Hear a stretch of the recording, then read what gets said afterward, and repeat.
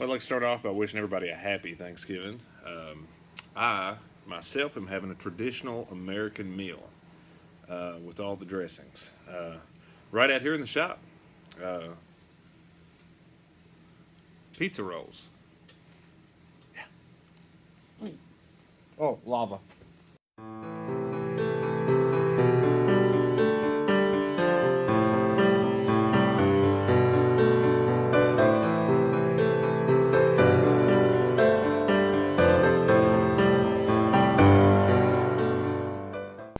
All right, going to be pretty brief with this one, to be honest. At least that's the intent.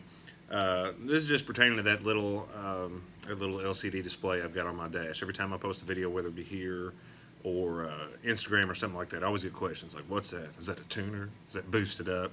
It doesn't do that. It's just an Ultragauge. They've been around so long. I think it was on the Ark with Noah. He forgot the dinosaurs, but brought mosquitoes anyway. So I'm going to go through a few things on it and kind of let you know what it's about, roughly what they cost now, and we'll go from there. All right, so this is the Ultragauge. I believe this is the EM Plus model. Can't remember what these cost exactly. Somewhere in that, they were under $100 when I bought them before. I'll have to check that out by the end of this video. Not real big, about the size of a credit card. If you're in your early to mid 20s or basically any age at this point, you should be pretty familiar with what a credit card is. Because you're probably balls deep in debt by now. It plugs into your OBD2 port, so 96 up only for this particular venture. Also worth mentioning, what this will pick up on is anything that your ECU is capable of reading. For the most part, it'll grab it. So if you've got something there's not a factory sensor for, then daughter's in here clowning. If it doesn't have a factory sensor for it, you're probably not going to be able to read it on this. Case in point, Cherokees don't have a factory trans temp sensor. So if you're looking to monitor trans temp, not tranny temp, that's a totally different thing. Transmission temperature, not going to do it on this. You're going to have to install aftermarket sensor and then plumb it up to a gauge. So just throwing that out there. Right here is your factory OBD2 port, located right up underneath the driver's side of the dash, near where the, oh, guess what, hood release is. You can probably see that, right?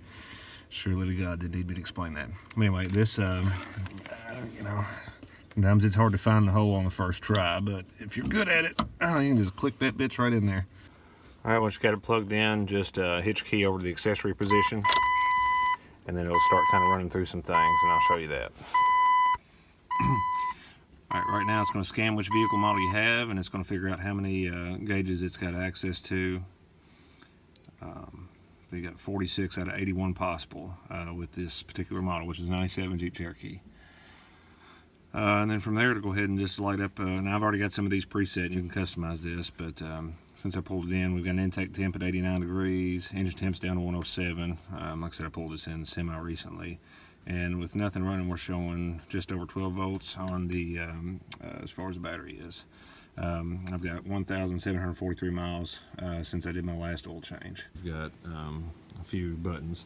You've got your menu button right here to kind of get you up into that, and then you've got the options to scroll through, which you'll need. Really basic. I'll kind of show that real quick. All right, so we'll hit menu on this, which is on the back here. We'll go to gauge and page menu and then select our gauges. So this will just kind of show you what all you've got. All right, this page here has got you know, things like engine load. You can get your coolant temps.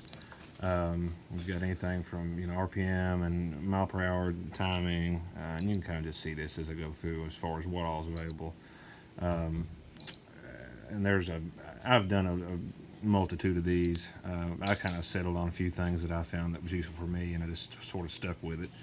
But there's a lot of options on what it can monitor, as you can kind of see through here. To me personally, I like to know what engine temp is. To, you know, this does it by 0.2 at a time. RPM, I've still got a dummy cluster in here, so that's kind of handy in instances. Intake temperature, the intake temp is pretty neat to see how it does based on whether you're idling in traffic or going down the road or whatever. And I've got to kind of do some more testing, but ever since that last intake install, I've noticed that it's been lower than usual. These are notorious for high intake temps because things are a little tight in here, and underhood temps are always high with 4.0s. Instant mile per gallon is basically an air fuel gauge. kind of helps me, especially back when I was towing the camper. I could tell if I was putting a lot of load on it, and I used it a lot to help me with fuel economy issues and stuff like that. I use this one to check oil change intervals, and obviously checking voltage and stuff with this here. Kind of keeps me on point with some stuff and tells me how well my alternator's charging or not charging. Those are the main things I see that I like to monitor from a day to day, and that's what I use. You can do 8 gauges a page. You can do whatever. I kind of these two here are kind of priority a little bit for me at the top, and then the rest of it's easier to access if I did them in little smaller sections. And aesthetically, this looked better to me. I'm OCD though, so that's how I've got mine set up. It's got a lot of customization ability here. You can kind of do it however you want, but this is how I do it.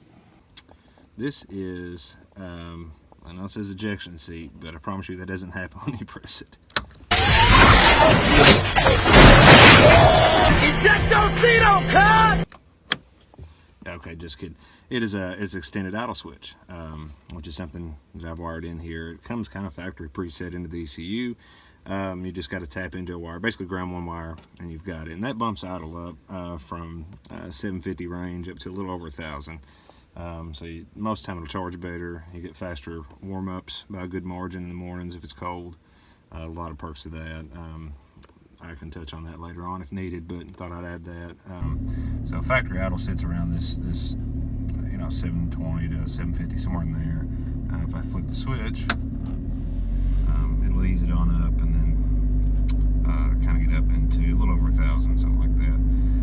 I kind of get into the benefits of that on another video, but just something I figured I'd touch on while we're here. The only thing I can think left to add, I did go ahead and look them up online. Look like the same model nowadays is running between $79 and $82, just kind of bare bones. There's a little extra charge if you add the different mounting systems. Mine, I've been using just kind of the one that clips in, and I've got it sort of velcroed or double-sided tape to the cluster itself over there on my dummy gauge setup. I was running there, they had the windshield mount, and it was really neat. I kind of liked it, but really hot days, you know how those suction cup mounts are, it would fall off on occasion. Same thing when it got cold, so this option just seems like it works better for me. If you've got a full cluster and you just want the extra gauges of this, that suction cup deal might be a little bit better to get it up out of the way. But you can do custom mounts and stuff with it too if you wanted. But that's the options available. I went ahead and sprung for the whole package as far as the different mounting options and all that. And if I'm not mistaken, I think the whole ordeal was still under $100. But just something to be aware of if that's what you're wanting to run. Stop.